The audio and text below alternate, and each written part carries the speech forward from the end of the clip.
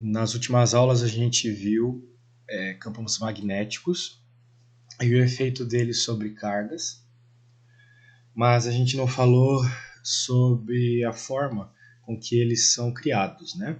Aqui a gente vai lidar um pouco com isso. No assunto passado, basicamente, a gente recebia um campo e fazia algumas contas com eles. Agora a gente vai ver a forma que eles são criados e como a geometria disso pode influenciar no formato do campo. Ok? Então, o que a gente viu, né? Que se uma carga se movesse dentro de um campo, né, entrava perpendicular ao campo, por exemplo, daí se ela entrasse perpendicular a um campo que já era uniforme, a velocidade também era perpendicular. Esse tipo de propriedade permitia uma expressão apropriada com o produto vetorial, etc. Dali saíam algumas constantes importantes, tudo que vocês já devem estar vendo nos seus estudos, né? Muito bem. Só que a gente não precisa necessariamente estar lidando com uma partícula sozinha se movendo, mas sim um pedaço de algo, ok? Eu poderia reduzir aqui a um fio, mas a gente vai ver que não é sempre dessa forma. A maioria das vezes mas não é sempre dessa forma. É um pedaço de fio por onde passa uma corrente.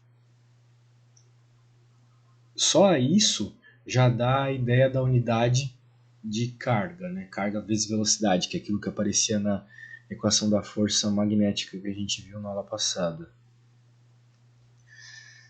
Aqui, então, o que acontece é exatamente isso. Aquela carga vezes velocidade que aparecia naturalmente lá na equação da força campo magnético, aqui vai ser substituída, então, por corrente vezes o caminho por onde ela se desloca, né? O que está acontecendo aqui nesse desenho.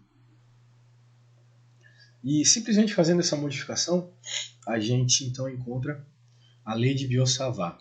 É uma lei semelhante à lei de Coulomb da eletrostática. Então você já deve imaginar o que vem por aí, né? Bastante cálculo onde a gente precisa definir referencial, vetor que vai da carga ao ponto de interesse. Vamos ter que fazer integrais um tanto decoradas, né? Tal qual foi lá neste assunto de lei de Coulomb em eletricidade. Ok? Aqui, claro, a gente tem uma pequena semelhança devido ao fato de ser um produto vetorial. Mas, tirando isso, né, esse produto vetorial que essencialmente vai me dizer a direção para onde esse campo magnético vai apontar, no fim das contas, os cálculos vão ser praticamente os mesmos, né?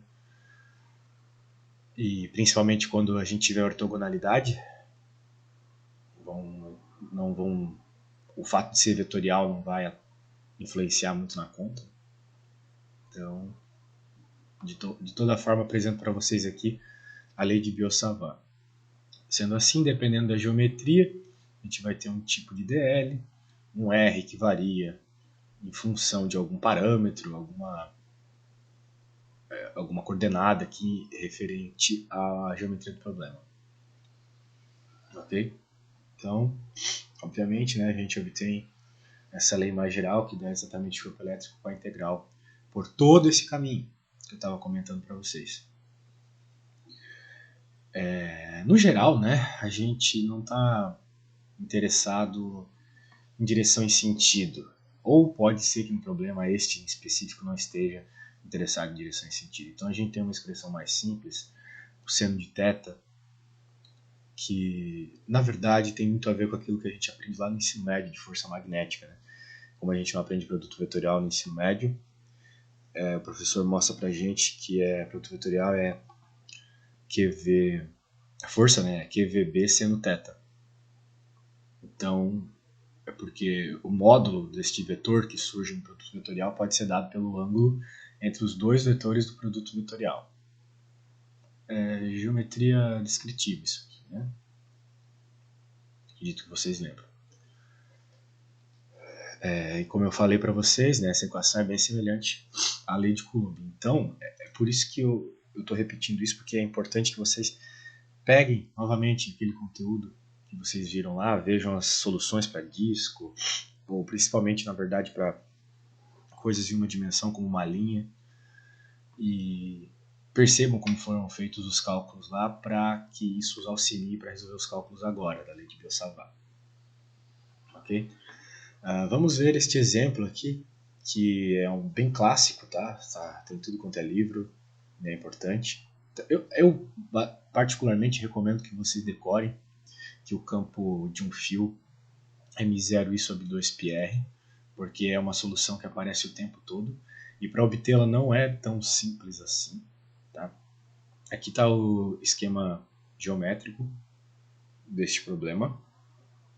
A gente tem então um fio por onde passa uma corrente. Isso vai gerar um campo magnético, tal qual uma carga elétrica parada gera um campo elétrico. Corrente se movendo num fio gera campo magnético. É um fato. Agora, levando em conta esse fato, vamos calcular a força magnética num determinado ponto em cima do fio. Ok? É para cima do fio, na verdade, em cima da ideia de tangência. Aqui em cima, então. Vejam como é semelhante àquilo que a gente viu lá em eletrostática. Nós vamos ter a corrente passando num determinado DL, numa determinada partezinha deste fio. E, bem, desta partezinha até o ponto a gente define o vetor R. Esse R aparece na parte de baixo aqui das nossas equações. Né? Beleza. Muito bem, daí o que a gente vai ter? Essa distância a princípio do ponto acima do fio é fixa. E essa expressão aqui, que ele chega no final, é para um fio longo, ou seja, um fio infinito. Então, basicamente a gente vai poder dizer que este ponto está no meio deste fio infinito, em cima do meio deste fio infinito. Beleza. Então, a expressão é essa, se a gente está interessado no módulo, né, que é a ideia aqui. Ela já fica simplificada com o seno desse θ. Agora, por propriedade de triângulos, né, a gente pode afirmar algumas coisas aqui. Quais coisas em específico? O θ que aparece nessas expressões de produto vetorial, ele é o ângulo externo, né, entre os dois vetores. Então, é esse ângulo de fora aqui. Normalmente a gente está acostumado a trabalhar com os ângulos de dentro. O produto vetorial pega o ângulo externo, o ângulo de fora. Ok. E, bem, o que acontece aqui é o seguinte. Para esse tipo de arranjo de fio retilíneo, devido à ortogonalidade aqui do ponto de interesse com a geometria do problema, a gente pode afirmar que o seno dos ângulos aqui são iguais. Okay? Isso acontece, né, devido à oscilação do seno. O seno ele começa a repetir de novo alguns valores quando passa de um determinado ângulo. Então, nesse caso, é o que está acontecendo. O ângulo é o mesmo. Okay? O valor do seno é o mesmo, desculpa. Beleza, então a gente tem o mesmo valor de seno. Então isso facilita um pouco as contas, porque uma vez que a gente tem um ângulo aqui dentro, né, a gente pode fazer aquelas mesmas substituições trigonométricas que a gente resolvia os problemas de eletrostática, os problemas de lei de Coulomb. Que a gente pode definir essa distância deste referencial, por exemplo, até o ponto onde a gente está colocando a nossa corrente elétrica passando. A gente define como Z. E, sendo assim, então esse R, que é a distância, o tamanho do vetor que vai da corrente ao ponto, ele pode ser dado por Pitágoras, né? Novamente por Pitágoras, aquela mesma soluçãozinha. Então, nós fazemos as substituições pertinentes aqui. Esse R, ou seja, esse Rzinho aqui de baixo, vai ficar em função da mesma variante da corrente, que é dl, e isso simplifica um pouco as nossas contas. Eu faria desse jeito, né? Agora, como é que o livro faz? Ele varia o θ, né? Na verdade, o beta aqui, que é θ também, o valor é o mesmo. Ele transforma, devido também, novamente, a relações de triângulo, o diferencial dl num diferencial de ângulo. Daí esse ângulo vai variar de onde? Vai variar de 0 até 180, porque a gente está pensando num fio infinito, né? Então é como se esse fio infinito começasse lá no infinito, lá no menos infinito, e vai até o mais infinito. Isso em ângulo é uma linha horizontal, como eu estou mostrando aqui para vocês. Então, iria então de 0 a 180. Porém, devido à simetria, como a gente tem o fio infinito e a gente supôs lá no começo dessa análise que o ponto de interesse está em cima do meio do fio, a gente tem simetria aqui. A corrente é uniforme, né? Então eu posso fazer uma integral mais simples. Uma integral que vai de 0 a π sobre 2, duas vezes isso. Devido à simetria, eu posso afirmar que a minha resposta é duas vezes essa integral que vai de 0 a π sobre 2. E daí fica bom, porque a gente tem uma solução. Né? Se a gente integrasse seno de 0 a π, daria problema. Ou nem tanto também. A questão é que assim sai mais rápido. Bem, uma vez que sai mais rápido, né, então a gente troca o 180 por 90, né? Resolve essa integral, fica em 0i 2πr. Tá? Aqui estão as substituições. Recomendo que vocês refaçam isso aqui, mas nessa recomendação eu recomendo que vocês não façam por ângulo, façam por dl, tá? Tal qual a gente aprendeu lá em eletrostática. Transformem o R aqui em alguma coisa que varia em função de dl e resolvam o problema. Beleza. Tudo bem, a gente achou o módulo, mas a gente pode achar o sentido também. E o sentido ele pode ser encontrado de uma forma mais simples do que com o cálculo, né? Com um pouco de lógica a gente pode encontrar a corrente. A lógica aqui é a chamada regra da mão direita, tá?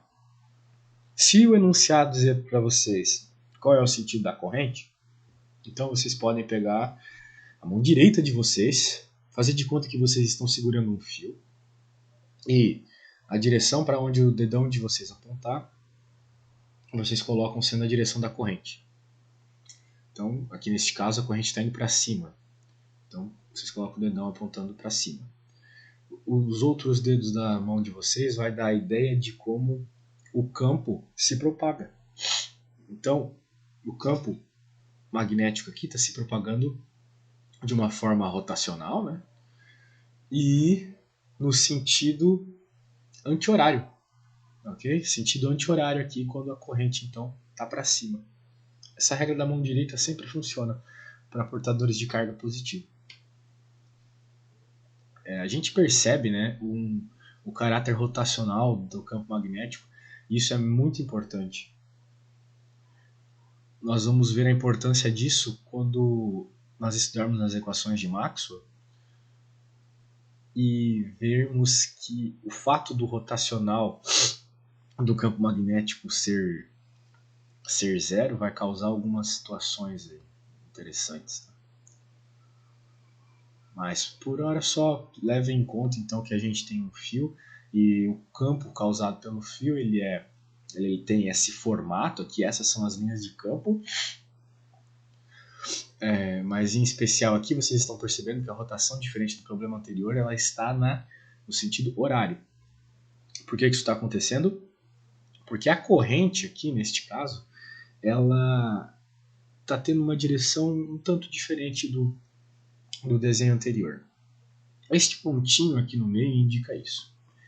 Vocês estão vendo que tem uma bolinha com um X dentro, né? Isso, na física, é uma indicação. Indica que a corrente elétrica, neste caso, ou o que quer que seja, qualquer elemento físico aqui, pode ser tratado como que tenha sentido, né? Ele está indo em direção ao plano da tela de vocês. Se vocês fizessem no papel, em direção ao papel. Agora, se isso não fosse um xizinho, fosse um pontinho, significa que este elemento físico, no caso aqui a corrente elétrica, estaria indo em direção ao rosto de vocês. Então estaria saindo do papel e indo em direção ao rosto de vocês. Então, neste sentido. Então, xizinho e pontinho indicam sentidos. Okay? Para decorar isso é fácil. Pensem que isso é uma flecha. Então, quando vocês veem o xizinho, vocês estão vendo o rabinho da flecha, como se vocês tivessem atirado. Então, a corrente elétrica está entrando no plano da tela. Se vocês estão vendo a pontinha, porque a flecha está indo na direção de vocês, então a corrente elétrica indo na direção de vocês. É assim que a gente consegue escrever em 3 dimensões essas grandezas importantes. Tá bom? Ok. Então, o que acontece aqui, né? A gente viu um fio reto, a princípio um pouco mais simples de calcular o campo. Agora a gente vai calcular no setor circular, né? Então, um fio um tanto circular aqui. Qual é o campo magnético gerado por esse fio neste ponto aqui? Primeira coisa que vocês têm que lembrar aqui, meio que decorar, tá? É chato eu falar isso, mas tem umas coisas que aparecem com tanta frequência que fica mais fácil a gente decorar. Depois vocês entendem o porquê. É chato, mas é um fato, né? Querendo ou não.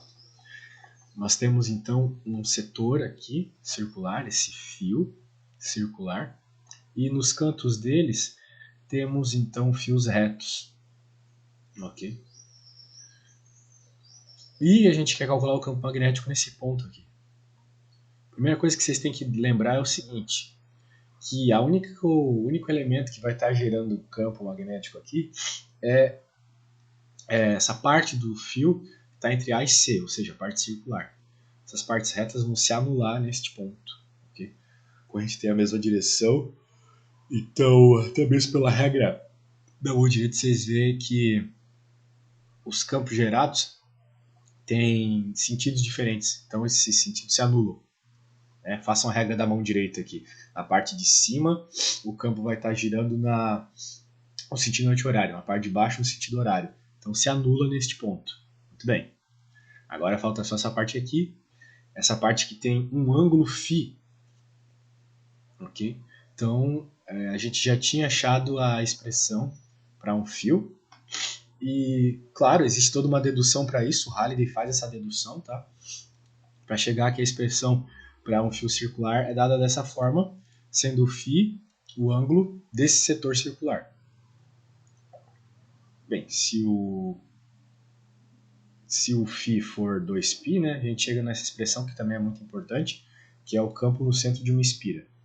Eventualmente eu posso resolver essa aqui para vocês, o passo a passo, mas está no Halliday de toda forma. Então, quando vocês verem essa aula, vocês me lembrem de fazer isso, tá? Principalmente para a prova. Ok. Então, temos também a força entre dois fios condutores paralelos. A força, diferente do campo, necessita de um outro elemento para sofrê-la e eventualmente se mexer ou não, né? Então, o campo ele não necessita de um elemento sofrendo a ação deste. Força sim. Então, por isso que a força é dada por dois fios. O campo é dado por um fio e um ponto de teste. Beleza. Então, tá aqui a expressão da lei de Biot-Savart, né? E se a gente resolve isso para dois fios, na verdade, se a gente resolve isso para um fio, a gente tem essa expressão de campo aqui para dois fios, a gente já vai ver a força, né? Essa expressão de campo que acabei de mostrar para vocês, né? E, bem, esse é o campo magnético, então, de um fio. Só que a gente já achou qual é a expressão de força, né? Na verdade, a gente tomou ela como verdade nas últimas aulas. Em especial esta aqui, esta forma dela eu mostrei hoje para vocês.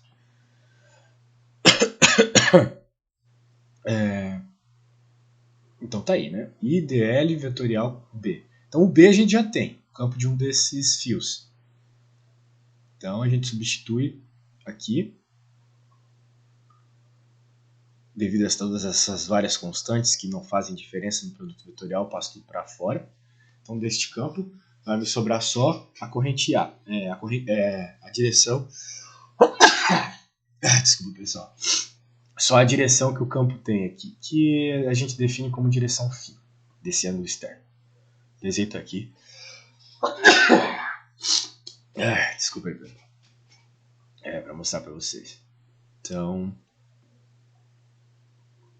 bem, daí, se a força é entre dois elementos, né, o campo é dado por um, a corrente é dada por outro. Então tá aqui o fio A e o fio B. O fio A é o que gera o campo, o fio B é o que está sofrendo. Então, o fio B vai ter uma corrente B que passa por um setor B, que eventualmente será integrado em todo o fio. Então, nossa expressão, a princípio, ficou desse jeito aqui. Depois de substituir todas as constantes pertinentes. Agora, então, é só integrar essa expressão. A gente vai integrar em todo o comprimento do fio B. Lembrando, isso aqui é só uma denotação de direção. Né? Por sinal, uma direção que vai de um portador de corrente do fio B para um portador de corrente do fio A. Então, o que realmente importa é essa parte modular aqui. Né? A gente integra ela, integra todo o comprimento do fio e acha essa expressão aqui. Bem interessante. Que a força, então depende da corrente que passa nos dois, linearmente, inversamente proporcional à distância entre eles, que também é proporcional ao comprimento do fio B, do fio que está sofrendo a força, no caso. Quanto maior ele, maior a força. E daí, essa expressão aqui ela é bem interessante, porque entendê-la vai nos mostrar a ideia por trás de uma das leis mais importantes do eletromagnetismo, que é a lei de Ampère, que eventualmente deriva nas equações de Maxwell, que por sua vez derivam na explicação de como a luz funciona. Então isso vai ficar para a próxima aula.